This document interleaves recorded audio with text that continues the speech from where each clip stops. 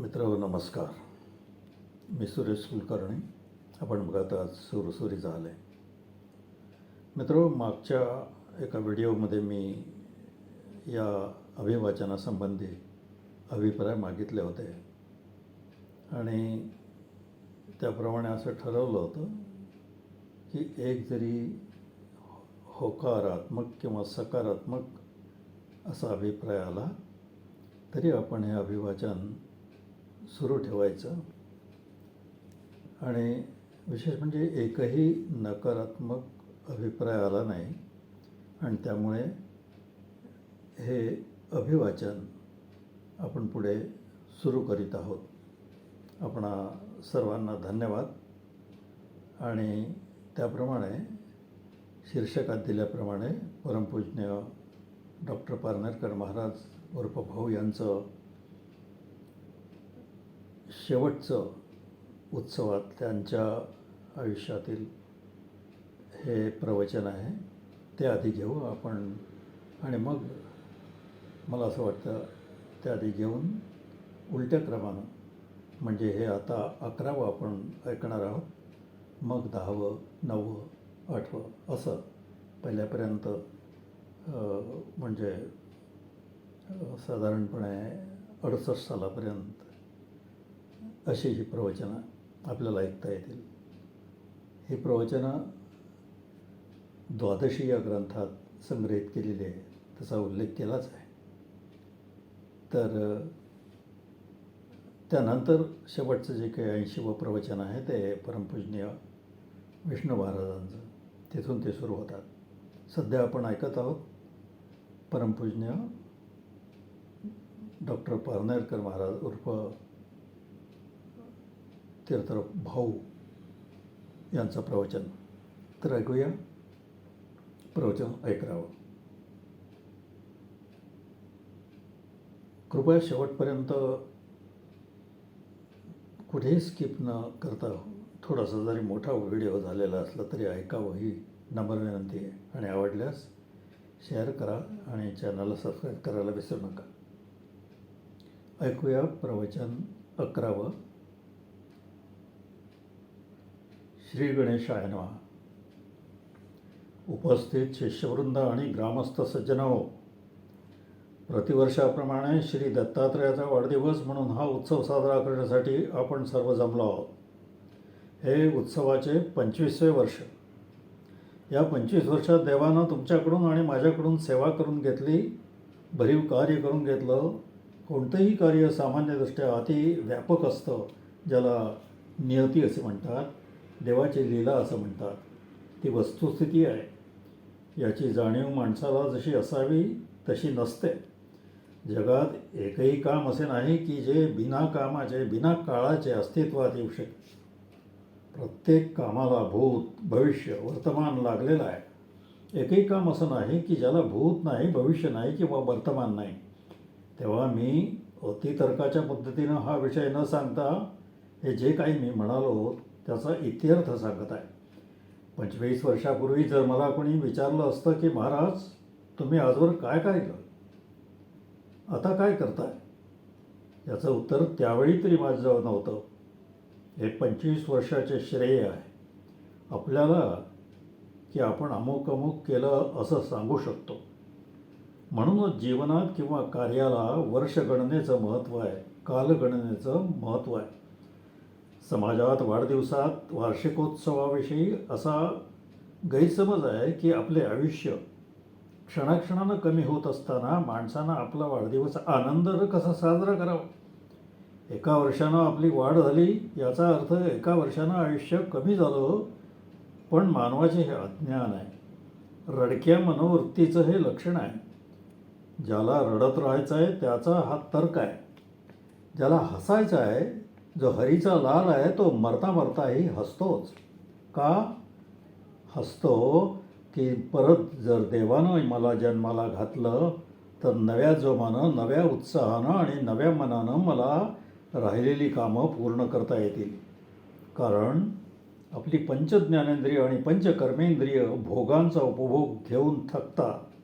उपभोगानं त्यांची शक्ती क्षीण होत असते. मनही थकत असतं म्हणून हे जुने जीर्ण वस्त्र टाकून पुन्हा नव्यानं जन्म घेण्याची इच्छा, जगण्याची इच्छा पूर्णवादी व्यक्तीला असलीच पाहिजे. पूर्णवाद सांगताना तोंडोळ ग्रंथात मी अनेकदा प्रतिपादित केलेलं आहे की मरण हे मंगलमय आहे. गीतेतही कृष्णानं अर्जुनाला समजावून सांगितलं आहे की बाबा रे, तुझं वस्त्र टाकून नवे वस्त्र परिधान करण्याचा विषय म्हणजे मृत्यू. मग नवे वस्त्र धारण करताना आनंद होतो की दुःख वाटतं? आणि जर कोणाला नवे वस्त्र घेताना नवा कपडा घालताना बरे वाटते, परंतु त्यासाठी पैसे खर्च करावे लागतात, त्यापेक्षा आहे तेच फाटके जुने वस्त्र चालविले असते, असा विचार करणारा केवळ दुर्दैवीच म्हणावं लागेल. देवालासुद्धा त्याच्या बुद्धीची कीव वाटेल. वैरागी माणसालासुद्धा हे त्याचे वैराग्य आहे असे वाटणार नाही. तुम्हाला तुकारामाचा अभंग माहिती असेल. कथा, कीर्तन किंवा भजनाच्या शेवटी आपण तो सर्वत्र म्हणत असतो, हेची दान दे गा देवा, तुझा विसर न भावा. गुण गाई न आवडी त्याची माझी सर्व जोडी. न लगे मुक्ती धन संपदा, संत संग देई सदा. तुका म्हणे गर्भवासी, सुखे घालावे आमासी. तेव्हा ज्याला जीवनावर प्रेम आहे, जगण्याची हौस आहे, ज्याला जीवनानंद कळला आहे, तो ब्रह्मानंदापेक्षाही कसा श्रेष्ठ आहे हे सांगता सांगता मला आज 30 वर्ष झाली. डिसेंबर 1949मध्ये श्रीरामपूरच्या दादासाहेब देशपांडे यांनी मला महाराज संबोधलं. माझ्या महाराजपणाची सुरुवात झाली. तशी 1947मध्ये मला डॉक्टरेट मिळाली, परंतु पूर्णवादाच्या दृष्टीनं घराबाहेर पाडण्यासाठी मला 2 वर्ष लागली. मला दादासाहेब देशपांडे यांनी महाराज का म्हटलं हे त्यांना ठाऊक. तोवर मी महाराज असल्याचं मलाही ठाऊक नव्हतं. त्यापूर्वी मी गुरुत्व करीत नव्हतो असे नव्हे, तर इंदुरात 2-3 वयोवृद्ध असे माझे शिष्य होते. काका कोठारी हे त्यापैकीच एक होत. सहस्त्रबुद्धे तर माझ्या वडिलांच्या वयाचे होते. यासाठी मी माझ्या वडिलांचे बोलणे ऐकलेले आहे. रामभाऊ आणि बाबूराव टाकसाळे यांनी माझ्या वडिलांना पाहिलेलं आहे. त्यांना ते ठाऊक आहे. संसारानं काबाड कष्ट करण्याऐवजी मी परमार्थाची बडबड करतोय असं माझ्या वडिलांना वाटत असे. माझ्या या वयोवृद्ध शिष्यांना तर माझ्या आधीच माझ्या वडिलांचा वाक्प्रसाद लाभत असे. तथापि हे निष्ठावंत असे शिष्य होते. त्यांच्या शिष्यत्वाला 40 वर्षे झालेली आहेत. मी मगाशी देशपांडे यांचा जो उल्लेख केला तो प्रसिद्ध महाराजपण झाल्यापासूनचा भाग आहे. पण जेव्हा मी तरुण होतो, संसार करीत होतो व पुत्रभावानं वागत होतो, तेव्हा या मंडळीनं पाहिलेलं आहे. मी वडिलांशी कसा वागत होतो हे त्यांनी पाहिलं आहे. वागताना पाहिलेले लोक असावे लागतात. आता माझे वडील हयात नाहीत, त्यामुळे मी त्यांच्याशी कसा वागलो हे सांगण्यात काही अर्थ नाही. जगता जगता दर्शन घडणे ही फार महत्त्वाची बाब आहे. मला पाहिल्याबरोबर काका कोठारी यांच्या डोळ्यात जो आनंद उतरून यायचा ते पाहणारे रघुनाथ गोपटे इथे आहेत. मला त्या शिष्यांची थोरवी सांगायची आहे. मलाही त्याचं खरं आश्चर्य वाटायचं. संसारात खूप काही करणाऱ्यांना आपल्याविषयी एवढा आदर का वाटतो असं मला वाटायचं. माझ्याशिवाय राहू शकत नाही अशी त्यांची निष्ठा मला परोपरीनं जाणवत असे. त्या काळात इंदुरातही इतर महाराज होतेच, परंतु या मंडळींची माझ्यावरील अपार निष्ठा केवळ शब्दातीत होती अशी. माझा मार्ग अत्यंत कंटकमय होता. त्याही काळात त्यांनी माझी साथ सोडली नाही. जीवनात त्या शिष्यांनी एवढी प्रगती केली की 40 वर्षानंतरही मला त्यांची आठवण येते आहे, त्यांचे स्मरण होत आहे. खरं सांगायचं तर त्यांचं विस्मरण कधीच झालेलं नाही. किसनराव कुर्डूकरही असेच एक शिष्य. मी त्यांना योगारूढ पदवी दिली होती. दुसरे नारायणराव वझे आणि नुकतेच ब्रह्मीभूत झालेले नारायण स्वामी. यापैकी किसनराव कुर्डूकर आणि नारायण स्वामी मुळातच परमार्थी आणि केवळ परमार्थाकरताच माझ्याजवळ आलेले होते. पूर्णवादी असूनही परमार्थाकरताच मी त्यांचा पत्कर केला. पूर्णवाद तुम्हाला शिकवतो तसा मी या दोघांना सांगितला नाही. कुर्डूकरांबरोबर केवळ योगाबद्दलची चर्चा घडायची. नारायण स्वामी अत्यंत जराजर्जर आजारी होऊन लोळावोळा झालेले असताना बाबूराव ऋषी पाटकांनी त्यांना माझ्याकडे आणलं. पाटकांनी माझ्यावर एवढी सुंदर कवनं रचली की त्या कवनामुळे माझी खूप प्रसिद्धी झाली असं म्हणणं वावगं ठरणार नाही. नारायण स्वामी औंढा नागनाथच्या ओवरीमध्ये आजारी होते. त्या परिस्थितीत ते इथे आले. त्यांनी मला पाहताच सांगितले की महाराज, मी व्याधीनं आता खूप कंटाळलो आहे, आता माझे लवकर उरकावे हीच तुम्हाला प्रार्थना आहे. मी बुद्ध्यात जरा खोचकपणानं त्यांना विचारलं, तुम्ही मला महाराज समजून आलात का? तुम्ही मला महाराज समजता का? आणि समजत असाल, मरण का मागता? मला जीवन का मागत नाही? ज्या रोगामुळं तुम्ही जर्जर झाला आहात त्यातून बरे होण्याबद्दल प्रार्थना का करीत नाही? मरण का मागता? अत्यंत कठीण आजारपण होतं. देवाच्या कृपेनं ते बरे झाले. अनेक वेळा ते पारनेरी आले, आपल्या शिष्यांसमवेत आले. ज्यांच्या तोंडून अगदी शब्द फुटत नव्हता ते नंतर लोकांना वेदमंत्र शिकवू लागले. तेव्हा देवकृपा झाल्यावर काय होऊ शकतं त्याचा अनुभव आपण घेऊ शकतो. महत्त्वाची गोष्ट अशी की देवाचे वृत्तगत सर्वांना कळत नाही आणि कळते त्यांना सगळ्यांना सांगता येत नाही. पुढे त्यांनी सांगितले ते इतरांना पटत नाही. असा प्रसंग माझ्या मुंबई प्रवासासंबंधी नुकताच घडलेला. मुंबईकरांना मी कळवलं की जेव्हा देवाचं बोलावणं येईल तेव्हा मी येईन.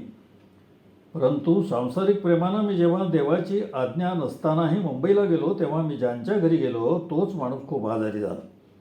देवाची स्तुती करायला पाहिजे की मी माझा निर्णय बदलला आणि मला संपवावा लागला. हे तुम्हाला पटणार नाही, सांगूनही कळणार नाही.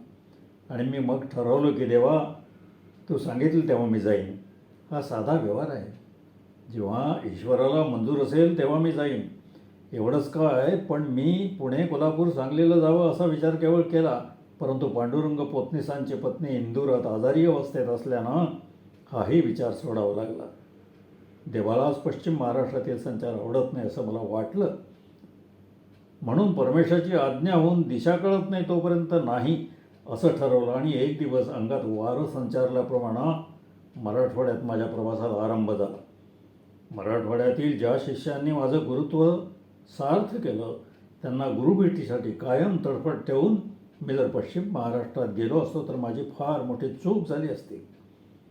गुरुचा प्रवास हा अर्थार्जनासाठी, प्रचारासाठी किंवा लौकिकासाठीही नसतो, तर जिथे कुठे हरीचे लाल आहेत तिथे देव जबरदस्तीनं आमच्यासारख्यांना पाठवित असतो. मुंबईहून मला विष्णुपंत पाटकांचं पत्र आलं होतं की आम्ही सेवेकरी ठेवू, उत्तम बडदास्त ठेवू. मला यापैकी कशाचीच अभिलाषा नव्हती. शेवटी मी मुंबईस पत्र पाठवलं की मुंबईस येण्याची इच्छा आहे, परंतु देवाकडून तसा संकेत प्राप्त झाल्यावरच मी येईन. ही गोष्ट मी सविस्तर गोष्ट यासाठी सांगितली की देवाच्या मनातलं साऱ्यांनाच कळत नाही आणि ज्याला कळतं त्याला सगळ्यांना स्पष्ट सांगता येत नाही. मराठवाड्यात का चाललो हे यावेळी सांगणं किती वाईट होतं. नारायण स्वामींच्या 61ला मी परभणीत असताना त्यांना आहेर केला. आता त्यांची माझी भेट नाही हे कळलं होतं, पण त्यांना हे जाणवू दिलं नाही. कळतं पण बोलता येत नाही, ही नियती आहे. महाराजपणाचं ज्ञान उघड करता येत नाही, ही गुरुपरंपरेतील अडचणी आहे आणि शिस्तही आहे. कळलेलं सगळंच बोलता येत नाही आणि न बोलणंच शहाणपणाचं असतं. आपण 25व्या उत्सवाला आलो. या उत्सवाचे वैशिष्ट्य हे आहे की 1949 पूर्वीचे महाराज पण याला सब्जेक्टिव्ह वस्तुनिष्ठ असं स्वरूप होतं, ते आज आत्मनिष्ठ म्हणजे ऑब्जेक्टिव्ह स्वरूपात आहे. त्यावेळी मी आणि माझा शिष्य एवढाच भाग होता, पण ईश्वरानंच मला महाराज पण दिलं असल्यानं आजवर मी जे मोघम सांगितले आज ते स्पष्टपणे सांगतो आहे. माझे गंगाधर काका आजारी होते. त्यांचा श्वास मध्येच बंद होई. तो कधी चालू होईल हे सांगता येत नसे. वैशाख एकादशीला इथे त्यावेळी नसतो तर हा उत्सव माझ्याकडे आला नसता, पण मी इथे होतो. ते म्हणाले, आम्ही भिक्षुकी करत असताना हा उत्सव करतो. तुम्ही जर आता महाराज आहात तेव्हा हा दत्तोत्सव पुढे चालवावा. जणू त्यांनी हा पारनेरचा दत्तोत्सव पुढे चालवण्याची मला आज्ञा केली. त्यांनी सांगितलं की पवमानाचा अभिषेक करणे आणि नात्यातील घरे भोजनासाठी निमंत्रित करणे एवढाच भाग मला सांगण्यात आला. आजचा उत्सव आत्मनिष्ठ करून घेण्याची देवाची इच्छा होती, हेच करत. हे सारं देवालाच करून घ्यायचं होतं, हेच मला तुम्हाला सांगायचं आहे. एवढेच काय, माझी इच्छा दत्तोत्सव अंगावर घेण्याचीही नव्हती. मी तसं वडिलांना नकारार्थी बोललो असताना ते म्हणाले, आम्ही जिवंत मरे असेपर्यंत ही उठाठेव तुम्हाला करण्याची गरज नाही. तुम्ही जात नसाल तर आम्ही हे कार्य करू. हे ऐकल्यावर मी काय बोलणार. तो पहिला उत्सव आम्ही शिरावर घेतला. काकांची तब्येत अशी की तेव्हा राम म्हणतील याचा भरोसा नाही. काका आजारी असल्यानं परगोत्री शिष्यांना जेवायला निमंत्रण देण्याचं आम्ही ठरवलं. आमच्या काकू आणि शिष्या घाट्याताई यांनी स्वयंपाकाची जबाबदारी घेतली. प्रसंग असा उलटा घडला की माझे वडील 1953मध्ये वारले आणि माझे गंगाधर काका 1955च्या वैशाखात वारले. ज्यांना आपण काही काम सांगू शकू असे भाऊ जोशी, नानासाहेब साठे, तसेच गावातील सोनी, बाबूसेठ गादिया ही मंडळी होती. हे काम फक्त माझ्यापुरतं नाही आहे, मला तेव्हाच देवानं सांगितलं. काका जर आजारी नसते तर नातेवाईक सोडून इतरांना सांगण्याची बुद्धी मलाही झाली नसते. परंतु शिष्यांच्या संमेलनानंच हा उत्सव पार पडावा ही देवाची इच्छा असल्यानं मला देण्यात आलेला पहिला उत्सवही शिष्यांना सोबत घेऊनच पार पडला. आमचे कुलदैवत बालाजी आहे, पण दत्त हेही आमचे दैवत आहे, खंडोबाई आहे. दत्त जयंतीच्या वेळीच फक्त आम्ही सप्ताह करतो. काकांना दिलेल्या वचनाप्रमाणे मी 12 वर्षे उत्सव चालवल्यानंतर तुम्ही शिष्यगण हा दत्तमूर्ती स्थापना उत्सव पुढे 13 वर्ष चालवितात. मूर्ती स्थापना उत्सव एवढ्या मोठ्या प्रमाणात होतो कारण हा उत्सव दत्तालाच तुमच्याकडून करून घ्यायचा आहे. तेव्हा ही बाब व त्यासाठी महाराज पण ही इच्छा त्याचीच. माझ्या शिकवणीबद्दल जो भ्रम होतो त्याचं कारण हा देवदेव होय. ज्याला पूर्णवाद म्हणतात त्यातून हा उपासना मार्ग वगळून टाकला तर उरणारे केवळ तत्त्वज्ञान, इझम किंवा वाद असू शकतो. देवदेवाशिवाय पूर्णवाद जगूच शकणार नाही असं नाही, परंतु या उपासनेमुळं पूर्णवादाला धार्मिक स्वरूप आलं. धर्मात जाऊन बसला तो आणि ज्या गणपतीनं मला उपासना मार्ग दिला त्या बुद्धिदात्याशिवाय हे कार्य शक्यच नव्हतं. पूर्णवाद हे ईश्वरी कार्य आहे, आजच्या युगाचा धर्म आहे. पण कशावरून याचं उत्तर मी तुम्हाला दिलेलं नव्हतं. याचं उत्तर रजत उत्सवानिमित्त मी सांगत आहे. माझ्या तपाचा पोवाडा मी कधीच गायला नाही. अनेक तपस्वी आहेत, त्यांच्याशी मी स्पर्धाही करू इच्छित नाही. माझ्या महाराजपणाचा अनुभव तुम्हीच गेली 25 वर्ष सांगतात. हे माझ्या तपाचं फळ नाही काय? आशीर्वाद देण्याचं सामर्थ्य त्या ईश्वरानं मला दिलं आहे. आजही मी महाराजपणात देवदेवाचे काही सोंग माजवतो आहे काय, हे तुम्ही पाहत आहातच. आता देवाचे मी काहीसुद्धा करत नाही, पण हा ईश्वर माझ्या नावावर हे सर्व का करतो याचा बोध तुम्हाला झाला तर तुम्हाला कळेल की भाग्याची परंपरा, आशीर्वादाचे मोदक आणि ज्ञानाचे शस्त्र जिथं चालतं तोच वाद, तोच विचार, तेच ज्ञान आजपर्यंत भारतात आजपर्यंत जगत आला आहे. ही बाब मी तुम्हाला कधीच सांगितली नव्हती. एकदा तर माझ्यावर भलताच प्रसंग आला की दादा गोडबोले नावाचे शिष्य रामभाऊ जोशींकडे गुरुची स्तुती करताना बोलले की महाराज गणपतीचे अवतार आहेत. रामभाऊंनी मला भाबडेपणानं विचारलं की महाराज हे खरं आहे का? मी त्यांना हेच सांगितलं की काळच याचं उत्तर देईल. ही गोष्ट पूर्णवाद जगात जगावा म्हणून देवानं मला हे आशीर्वादाचे सामर्थ्य दिलं आहे आणि मी तोंडानं आशीर्वाद दिल्यावरच आहे असं नाही, हा तुमचा अनुभव आहे. प्रत्यक्षात तर मी कधीकधी गुरुपणात रागावतोही, परंतु तुमची कामं नीटपणे होतात. गुरु शिष्याच्या व्यवहारात ईश्वराचा हात असावा लागतो हे जे मी तुम्हाला घडोघडी सांगतो हा उघड विचार आहे. तुमच्या अनुभवावरून हे तुम्ही पहा. पूर्णवादाचे कार्य हे ईश्वरी कार्य आहे हे तुम्हाला आता पटायला हरकत नाही. मी विना तपाचा, ज्यानं संध्या वगैरे शिवाय मोठी तपश्चर्या केलेली नाही, तेव्हा माझ्या तपाच्या बळापेक्षा ईश्वरी पाठबळाचा व इच्छेचा भाग यात फार मोठा आहे. एवढंच मला सांगायचं आहे. ईश्वराबाबत मी कधीच आवेग घेऊ शकत नाही, येऊ देत नाही. कारण हे तर आत्मीय संबंध त्याचं प्रदर्शन नसतं. जेव्हा आत्मीय संबंधाचं प्रदर्शन करण्याची पाळी येते तेव्हा तेथे काहीतरी उणेपणा निश्चितच निर्माण होतो. समजा एखाद्या घरी आपण गेलो आणि पतीपत्नीची भांडणं त्या घरी चालू आहेत. जर ते सूज्ञ असतील तर म्हणतील आम्ही भांडून घेतो, नंतर या. सामान्य असतील तर म्हणतील या बसा आणि आपल्या समक्षच भांडण करतील. जर आपण भांडणाच्या नंतर गेलो तर मात्र म्हणतील जरूर की आम्ही भांडलोय पण आमचं एकमेकावर खूप प्रेम आहे बरं का. हा मी एक दृष्टांत दिला आहे यासाठी की प्रेम ज्याच्यावर केलं जातं प्रसंगी त्याला देखील कळत नाही, पण त्याला आणि करणाऱ्यालाच कळतं.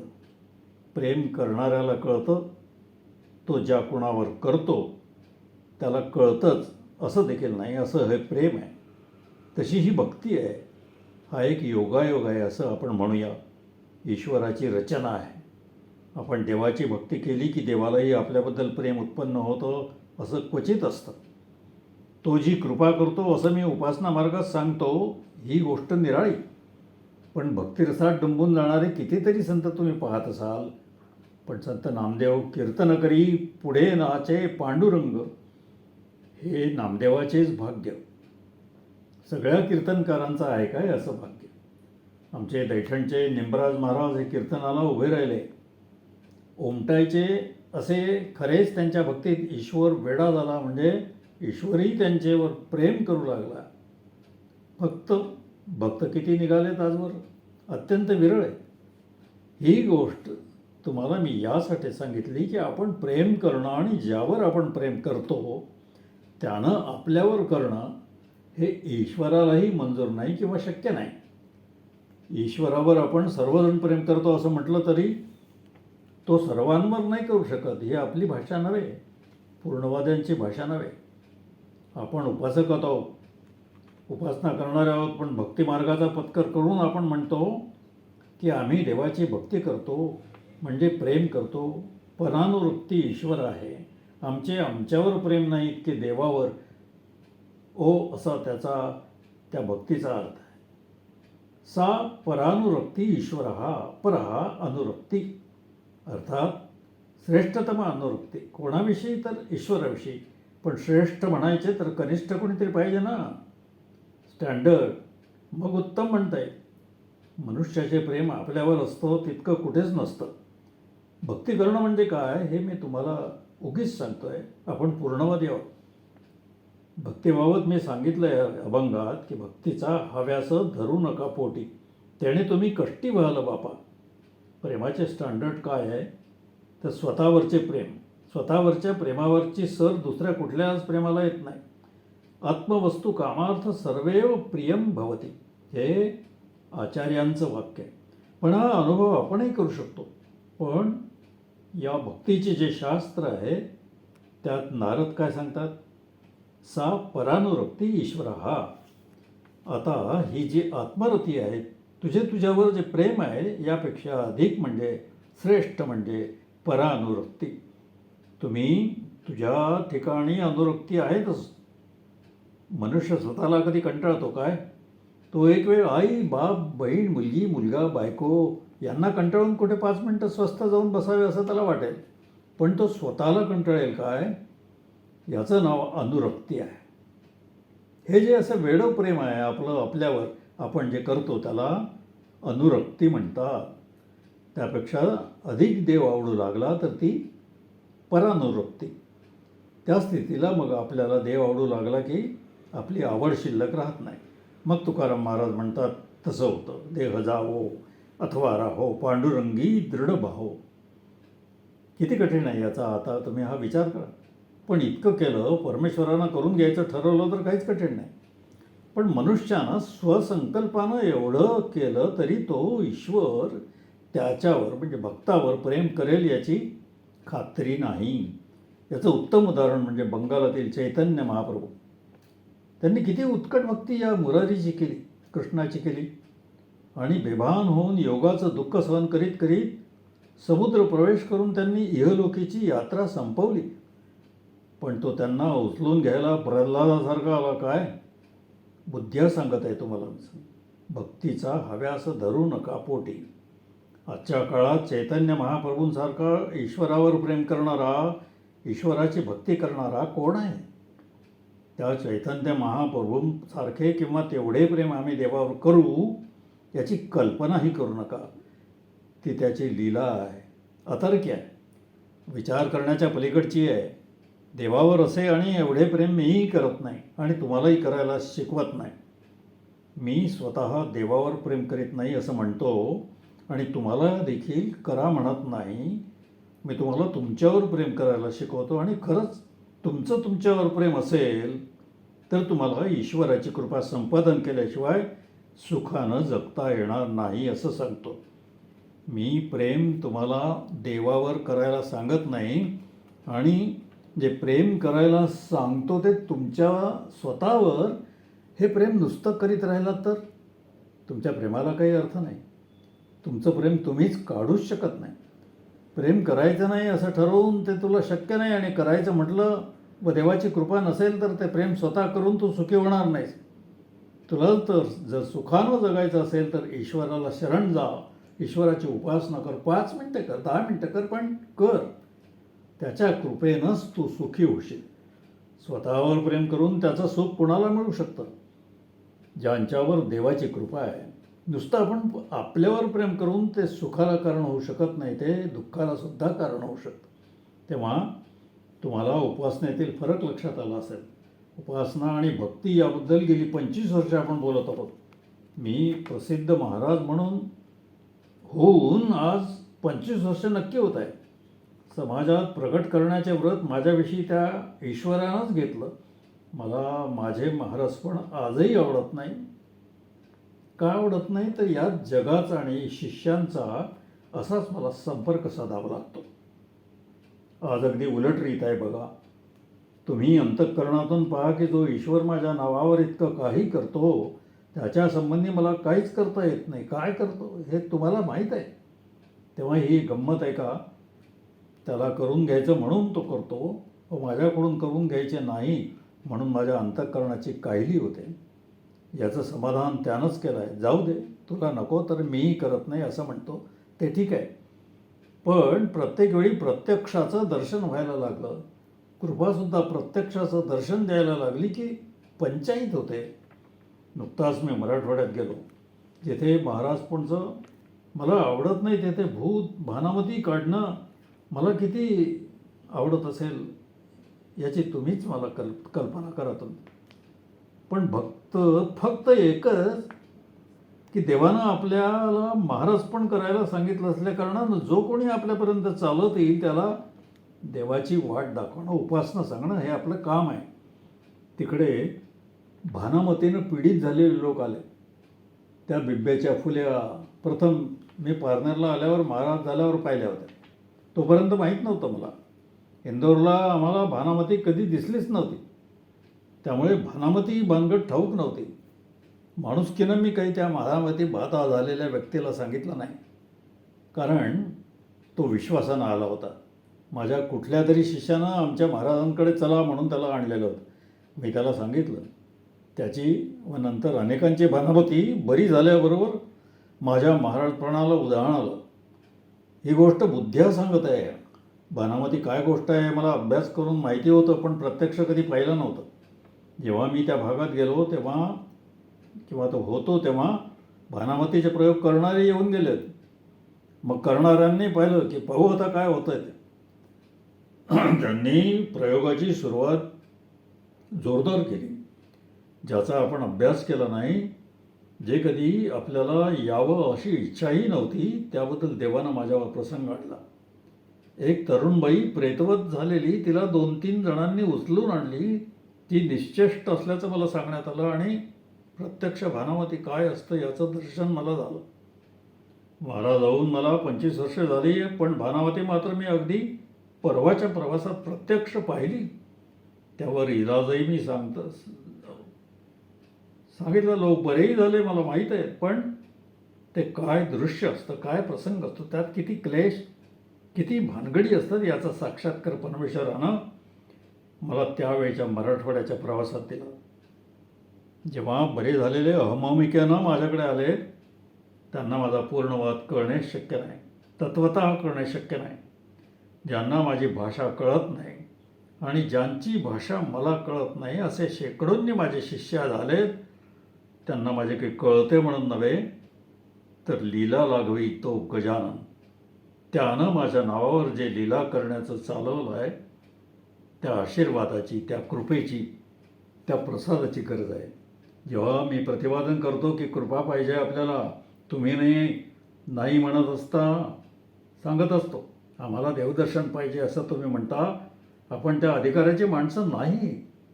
हा कृपा प्रसाद असल्यावर त्यांना काय लागलं आहे की मला महाराज करायला, गुरु करायला. सगळी बर्दास्त ठेवली. तुम्ही ब्राह्मण मंडळी एक वेळ माझं सोहळं जवळ पाहत नाही. घरात एवढी या ब्राह्मणेतर मंडळींनी ठेवलेली होती, एवढं सगळं ते पाळू लागले. तुम्हाला परंपरेची माहिती असूनसुद्धा तुम्ही चालढकल करता आणि मी तुमचा महाराज असूनही दुर्लक्ष करतो की जाऊ द्या, जाऊ वेळेवर आल्यावर पाहू, जेव्हा वेळ येईल तेव्हा सांगू. पण ज्यांना संस्कार नाहीत, सोवळं काय हे माहीत नाही, मर्यादा काय हे माहीत नाही, त्यांच्या दृष्टीनं सर्वच पवित्र. एक मोठी आश्चर्याची गोष्ट जी मी अनुभवली, जिचा साक्षात्कार घेतला, ती सांगतो की सर्व काही पवित्र समजणारे असतात ना, ते अस्पृश्य असतात आणि सर्वच अपवित्र दिसतं तो ब्राह्मण असतो. मी संघर्ष ग्रंथात एक वाक्य घातलं आहे की मी हाडाचा सनातनी ब्राह्मण आहे. म्हणजे काय ते कळलं का तुम्हाला? ज्याला सगळं अपवित्र वाटून जो खटपट करतो त्याला जगानं पवित्र समजावे, हा का न्याय? हे आपण जगू म्हणजे समजतं. हे जे मी सांगतो ते पटवून हे देण्यासाठी की हे महाराज पण माझं नसून ईश्वरानं दिलेलं आहे आणि ते मी चालवतो म्हणजे देखील मला शक्य नाही, मला, कारण तेही तोच चालवतो. मी या महाराजपणाचा पत्कर कृपेच्या वेळी करीत नाही, परंतु उपदेशाच्या वेळी मात्र केल्याशिवाय मला कामच करता येत नाही. मग आम्ही रामभाऊंना म्हणालो, तुम्हाला आणखी शहाणं व्हायचं आहे. चूकही दाखवली की भाऊंचं नाव तुम्ही घेतलं नाही. इथे महाराजपणाचा पत्कर केला की नाही? नसता केला तर गुरुत्वाचं काम बरोबर झालं असतं का? गुरुत्वाचा धर्म पाळला असता का? तेव्हा ज्यासाठी मी महाराज आहे ते महाराज पण माझं नाही, ते ईश्वराचं आहे, गजाननाचं आहे. कदाचित हे तुम्हाला पटणार नाही आणि जे त्यानं मला दिलं आहे म्हणूनच मी तुम्हाला देतो आहे असं इनडायरेक्ट आहे. ते तुम्हाला त्याची कृपा मिळाली तर ऐकायला तरी होता, पण आचरणात दूर. कारण काय तर पूर्णवाद हे ईश्वरी कार्य आहे हे आता तरी तुम्हाला पटायला हरकत नाही. हा ईश्वरात ऐकून घेण्यासाठी का होईना, पण माझ्या नावावर तो तुमच्यावर कृपा नक्की करतो व आधीच करतो. त्या कृपेचे पोवाडे गायला लागलात, मग तुम्हाला असं वाटतं आपले महाराज आहेत, काय सांगतील ते ऐकून घ्या. काही तर माझे असे बहादर शिष्य आहेत की मी लिहिले ग्रंथ मुळीच वाचत नाही. इतर संत साहित्य वाचतील, पण पारनेरी आल्यावर माझ्या पायावर डोकं ठेवण्याची मात्र त्यांची धडपड चालू असते आणि म्हणतील महाराज आपल्या कृपेनं. काय कृपा आहे बुवा? अरे पण माझा ग्रंथ नाही महाराज. त्याचं असं आहे की ते माझ्या डोक्यावरून जातं महाराज. माझे वडील ज्ञानेश्वरी वाचत होते, मीही तीच वाचतो महाराज. आता ज्ञानेश्वरी तरी काय समजते काय याला? ती काय एवढी सुलभ आहे काय? पण तो देव छलीय कसा आहे? अशांवर देखील माझ्या नावानं कृपा करतो, अन्यथा मी काय आशीर्वाद द्यावे अशांना? तेव्हा हे प्रकटीकरण आहे, हे जगावं, सांगू नये. नारायण स्वामी एवढ्या लवकर जातील असं तिथं पाहणाऱ्यांनाही वाटणं शक्य नव्हतं, कारण ते मला स्वागताकरता सामोरी आले. तुम्ही देता तशी त्यांनी दक्षिणाही दिली आणि पायाही पडले. मीच म्हणालो, स्वामी तुम्ही आता डोकं टेकवण्याचा प्रयत्न करू नका, वरूनच नमस्कार करा. विकलांग असल्यानं त्यांनी माझं ऐकलं. मी 3 दिवस नर्सीला होतो. त्या अवधी 2दा मी त्यांना खोलीत जाऊन भेटलो. एक दिवस मला त्यांच्या खोलीत प्रवेश करता आला नाही, एवढं लोकांनी मला वेढलं होतं असं म्हणा, किंवा महाराजपणाच्या नादात होतं म्हणा. त्यांनी शेवटच्या भेटीत सांगितलं, महाराज आता काहीही मागणं नाही, पण शेवटाला दर्शन व्हावं. त्यांना दर्शन झालं नव्हतं असं नाही, पण शेवटाला दर्शन हवं होतं. मी म्हणालो, नक्की होईल, नक्की होईल. तुमच्यासाठी देवानं मला इकडे पाठवलं आहे, तर तुमची ही इच्छाही पूर्ण होईल. अनुभवातून गुरुचं जे प्रेम वाढीस लागतं ते कसं ते बघा. ते म्हणाले, महाराज आपण सांगताय ते तर निश्चित होईल. आपली कृपा सतत राहू द्या. तुम्ही महाराज होऊन पाहिलं आणि सत्शिष्य तुम्हाला भेटला तरच याचा अनुभव तुम्हाला येऊ शकतो. तेव्हा आपल्याला गुरुशिष्य पण काय आहे हे उत्सवाच्या 25व्या वर्षाच्या निमित्तानं स्पष्ट करून सांगितलं. हे काम माझ्या डोक्यातलं वेळ आहे असं समजू नका. ही ईश्वराची इच्छा आहे. आजही प्रसिद्धीबद्दल प्रचाराबद्दल मी किती उदास आहे हे तुम्हाला ठाऊक आहे. त्याचं कारणच हे की हे जगासाठी आहे. त्याचा पत्कर जग आज वा उद्या केल्याशिवाय राहणार नाही. आणि ही माझी खात्री त्यांना पूर्णवत करणंच शक्य नाही. ते जेव्हा पारनेरकर महाराज की जय म्हटल्यावर, पूर्णवत की जय असं म्हटल्यावर मला पटेल की आता जगला. हा जो महत्त्वानं माझा पूर्णवाद वाटायचा तो आता जगात टिकला. मी प्रकाश जे कोणी माझ्याबरोबर असतील त्यांना असं सांगितलं का रे, आता मला पूर्णवादाची चिंता नाही. पूर्णवाद जगला.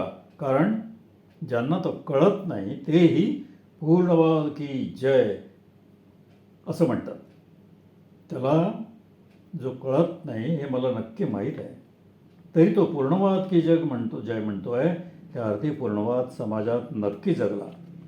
पूर्णवाद हे ईश्वरी कार्य आहे हे प्रारंभी मलाच कळाले होते. हे तुम्हाला मी सांगत होतो.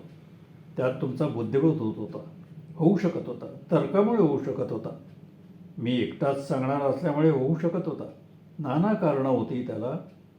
ज्या तुम्हाला मी पूर्णवाद समजावून सांगायला प्रवृत्त झालो ते तुम्ही आज 25 वर्षानंतरही ज्या आत्मविश्वासानं पूर्णवाद की जय म्हणाला धजणार नाही, त्यापेक्षाही ज्यांना पूर्णवाद कळलं नाही, कळू शकत नाही ही माझी खात्री आहे, ते अगदी मनःपूतपणे आत्मविश्वासानं मुक्तकंठानं श्रद्धापूर्वक पूर्णवाद की जय ही घोषणा देतात. आणि हे पाहिलं की मला माझं महाराज पण सार्थ झाल्यासारखं वाटतं.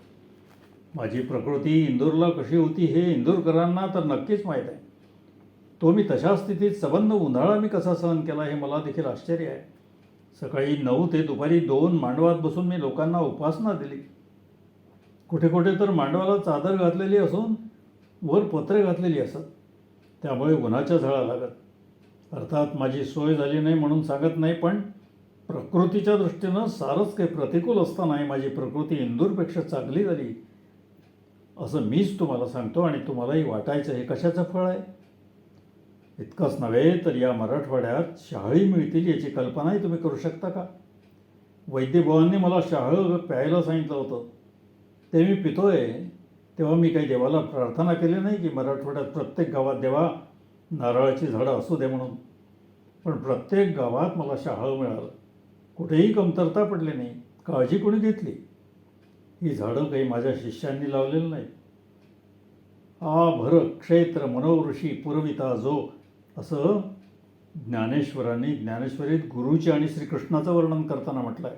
अरे तुम्ही मागितलं तर तो देतो, पण ज्याची अभिलाषा तुम्ही केलेली नाही असे तुमच्या हिताचे तो तुम्हाला देत असतो. या ओवीच्या चरणाचा अनुभव मराठवाड्यातील संचारात मी शहाळ्याच्या निमित्तानं घेतला.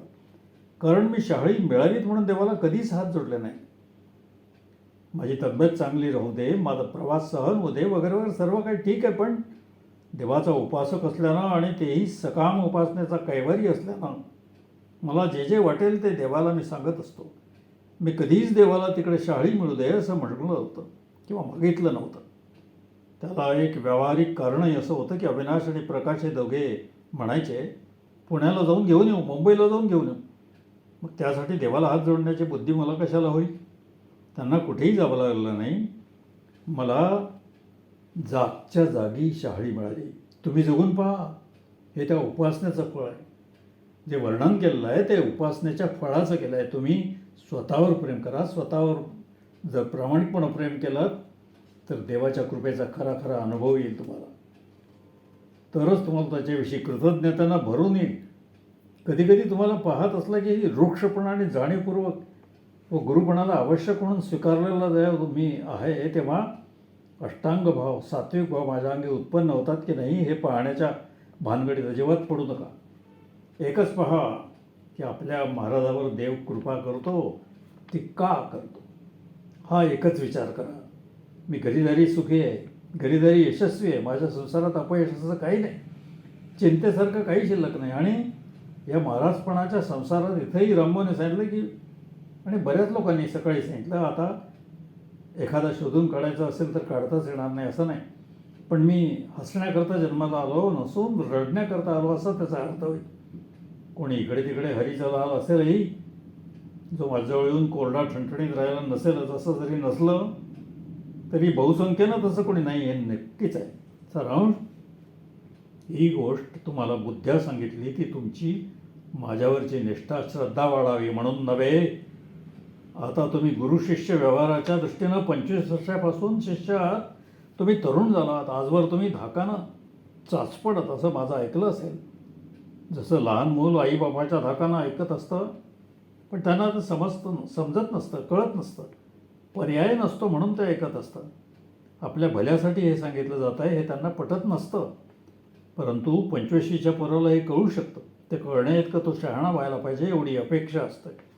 हा 25 वर्षाचा उत्सव मला तुमच्याविषयी अशी आशाने करायला लावतोय की तुम्ही माझं बोलणं समजून वागायला आता लायक झाला, अधिकारी झालात. आता तुमच्यावर धाक ठेवण्याची आवश्यकता येईल असं मला वाटत नाही, कारण मुळात माझाही स्वभाव रागावण्याचा आहे हे आताच रामभाऊनं देखील सांगितलं आहे. मी क्वचित रागावतो, रागवत नाही असं नाही, पण ते रागावणं म्हणजे पथ्य करतो, औषधी घेतो का नाही तसं रागावतो. रागावणं मला आवडत नाही. माझे वडील शिस्तीचे भोगते व रागीट क्रोधी असल्या कारणानं म्हणून आपण आपल्या बापापेक्षा शहाणा व्हायचं मी ठरवलं, आणि ठरवलं की होतं की हे रागावतात तसं आपण रागवायचं नाही. रागावल्यानं लोक दुःखी होतात हा माझा अनुभव आहे. त्यांच्या रागावण्यामुळं माझ्या आईच्या डोळ्यात तरळलेलं पाणी मी पाहिलेलं आहे. तेव्हा रागवायचं नाही असा मी पण केला होता, प्रतिज्ञा केली होती, परंतु हा पणही महाराजपणाच्या कामासाठी सोडावा लागला. या पारनेरच्या व्यायामशाळेच्या पटांगणावर मी लोकांना सांगितलं की आतापर्यंत मी तुम्हाला आहो जाहो म्हणत आलो, मानापानानं वागवीत आलो, बरोबरीच्या नात्यानं वागलो आणि तुम्हाला शहाणपणा शिकवण्याचा प्रयत्न केला. 10 वर्षे होऊन गेली होती तेव्हा, म्हणजे 1960मधील ही गोष्ट आहे. आता मात्र मी तुम्हाला वाटल्यास अरे तुरे म्हणेन, वाटल्यास आहो जावं म्हणेन, रागवीन म्हणे, वाटल्यास मारीनसुद्धा असं मी म्हणालो होतो. त्यावेळी माझ्या हातात रामभाऊंनी घेतलेली ती काठी होती. अर्थात तिचा वापर मी कधी केला नाही, पण कठोर उत्तरांचा प्रयोग मला माझ्या इच्छेविरुद्ध करावा लागला, आणि तो मी यापुढे करणारच नाही असं नाही म्हणत, पण तो तुम्ही करायला लावू नये असं वाटतं. आणि त्याचं कारण काय तर आता तुम्ही 25 वर्ष वयाचे माझे तरुण समजूतदार शिष्य आहात. हे जर फळ देवानं माझ्या पदरात घातलं तर विना रागवता जुन्या शिष्यांसाठी मला महाराजपण करता येईल. जे नवे शिष्य असतील ते नवेच राहणार, त्यांना मला रागवावी लागणार, पण जुने आहेत त्यांनी तरी माझ्यावर रागवण्याचा प्रसंग येणार नाही असं आचरण करण्याचा प्रयत्न करावा. हेच फळ मी माझ्या परमेश्वराजवळ, दत्ताजवळ, गणपतीजवळ मागतो की देवा, मी रागावलो, तुझ्यासाठी प्रतिज्ञा मी मोडली. मी तुम्हाला किती तीव्र शब्दात सांगितलं की माझं रागवणारा म्हणून मी त्यांना वाईट ठरवलं, आणि त्यापेक्षा शहाणं व्हायचं म्हणून रागवायचं नाही असं ठरवलं. मी रागावलं नाही. बायको हे एक असं नातं आहे की जिच्यावर कोणी रागवत नाही असं नाही, पण मी तिच्यावरही रागवलो नाही. या गोपटेने माझा संसार पाहिला आहे. राग पूर्णतः सोडलेला मी 60च्या दशकामध्ये पुन्हा महाराजपणासाठी पत्करला, पण मला तो आवडत नाही हे नक्की. तो औषधासारखं काम करतो, तो उपकारी ठरतो असं जरी मला कळतं आहे, अनुभवाला येत आहे, तरी माझी समज जशीच्या तशी आहे की आपण दुसऱ्याला रागावल्यानं आपल्याला खालच्या पातळीवर यावं लागतं. मी रागवायचं नाटक करतो, त्यामुळे एवढे रागवूनही मी आजारी पडत नाही. अर्थात रागवायचे नाटक मी इतकं वाढवतो, इतकं वठवतो की समोरचं घाबरलंच पाहिजे. पण राग जर खरंच आला ना तर पायाची तळपायाची आग मस्तकाला गेली तर माणसाला त्रास होत असतो, म्हणून तो वाईट आहे. नाटक करता करता जर तो खराच आपल्या आश्रयाला आला तर काय, अशी मोठी भीती मला वाटत असते. कोपास ज्याच्या फळं येत नाही त्याच्या प्रसादासही ये न काही.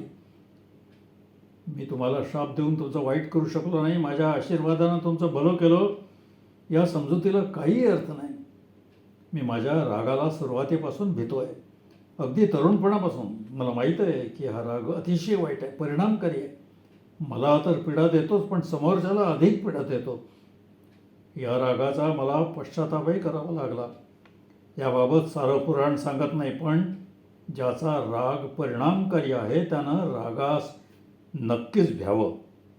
ज्याच्या रागाला कुणीच भीक घालत नाही आणि परिणामही काही निघत नाही असा माणूस 24 तास रागवत बसला तरी त्याचा उपयोग काय. तेव्हा राग ही वस्तू औषधासारखी आहे. संसारात रागावं लागतं. महाराज पण करताना शिकवायचं असेल तर रागवावं लागतं, पण तो खरा राग नसावा, रागाचा आविर्भाव असावा.